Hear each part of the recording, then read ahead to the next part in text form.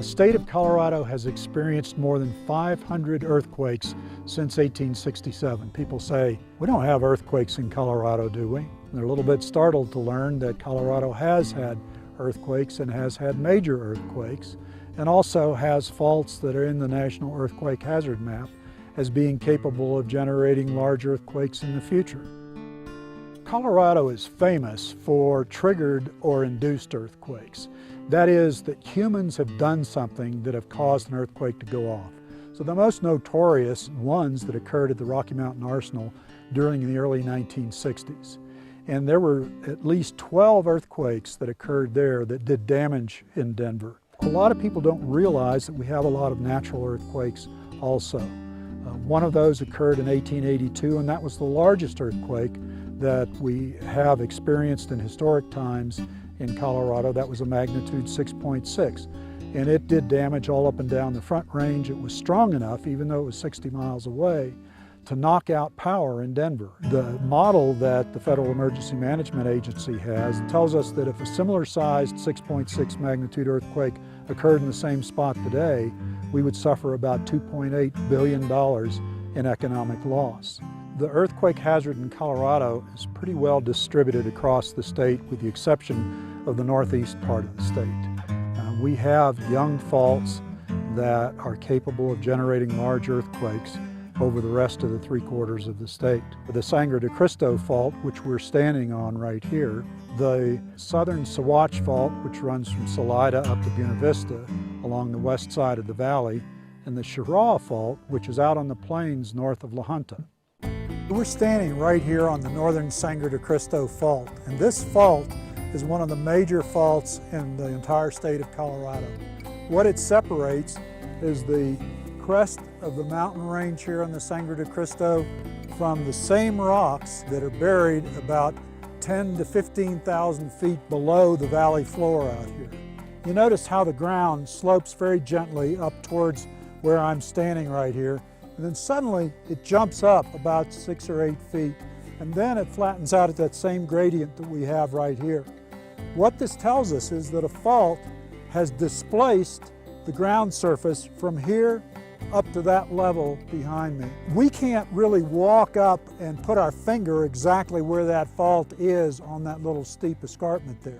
But there is a way that we can find out exactly where it is. If we get a backhoe, dig a trench across this scarp about 10 feet deep, we would be able to see in the third dimension and find exactly where that fault is. And then we could tell something about when it occurred and how much displacement actually occurred on it. This is a very typical looking fault zone in a trench wall, and we knew the fault was somewhere in the vicinity of this steep 6-foot drop off here we call the scarp. And sure enough, the fault which created the escarpment is exposed right here. We can tell it's the fault because these flat rocks, which everywhere else in the trench are lying flat, have all been rotated to nearly vertical by the fault, and it's basically chopped off all these strata that are over here and in the upper part of the trench and dropped them down to the right-hand side of the trench about 6 feet.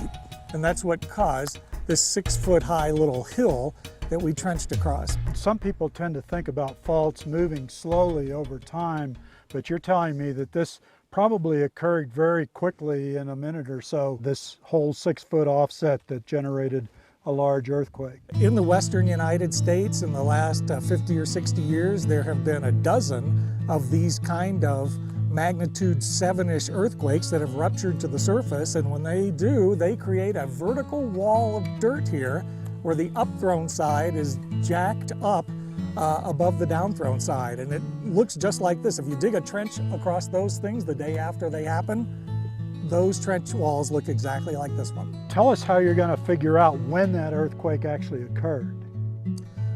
Well, we look for the soil horizon that was on the ground surface the day before the earthquake that had been forming for many hundreds and thousands of years. We can actually see the soil that was existing before this earthquake happened. It's right here, and it's buried by all of these large rocks that fell off the oversteepened scarp face and they fell off onto the soil. So all we are going to try to do is radiocarbon date that piece of soil, and we'll figure out when the earthquake happened, and then we can figure out what the average time span is between each of those big earthquakes.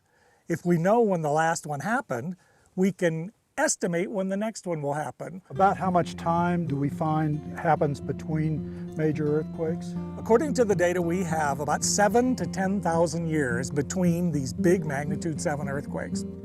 And based on previous trenching, the last earthquake happened about 7,000 years ago. Okay, so we're coming into a period where we might expect one anytime between now and the next 3,000 years. That's right. We're more than halfway through the cycle. We may be 3/4 of the way through the cycle. We may be 85% of the way through the cycle, but we're nearing the end as opposed to being in the beginning. It's important to remember that the length of time that Dr. McAlpin was talking about pertains to this one particular fault in Colorado. And we have hundreds of faults throughout the state, and you can see from the various colors here which are keyed to the last time that we know that they moved. And even if individual faults have recurrence intervals of 1,000 years or more, when you look at the hundreds of faults that we have in the state, then it is a much shorter period of time when we might expect a large earthquake to occur somewhere within the state. Well, it's important for hazard mitigation people and emergency managers to be aware of how much damage can occur in their area should the earthquake occur. We don't know when or where the next earthquake occurs, but as geologists we know there are going to be other major earthquakes in the future just like we've had them in the past. The Federal Emergency Management Agency, FEMA, has developed a very sophisticated model where we can put in an earthquake epicenter at any particular place in the state, assign it a magnitude, and it will give you an idea of the damage and where that damage will occur. So it's great for tabletop planning exercises, and it helps people to understand how extensive the damage can be and how major the damage can be.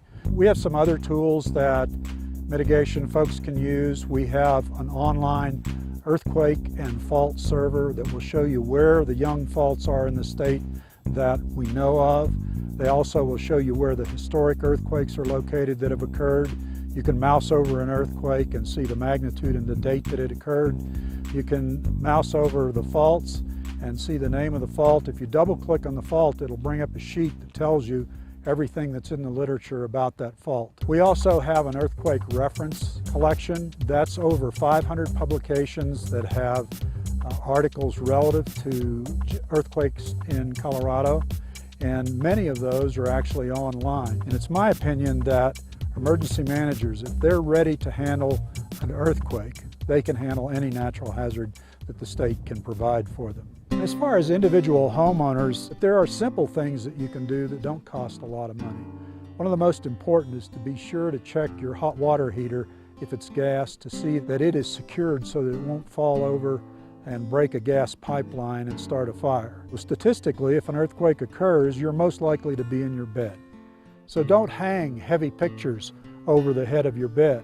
Don't have a shelf that has heavy pots sitting on it that could fall off and hit you on the head and seriously injure you. These don't cost anything, and they're very simple mitigation measures that you can take to protect yourself should an earthquake occur in your area. Keeping yourself and your family safe in an earthquake is everybody's responsibility. And we have brochures at the Colorado Geological Survey that are free, or you can read them online. If you want more information on earthquakes in Colorado, just go to www.colorado.gov/geosurvey.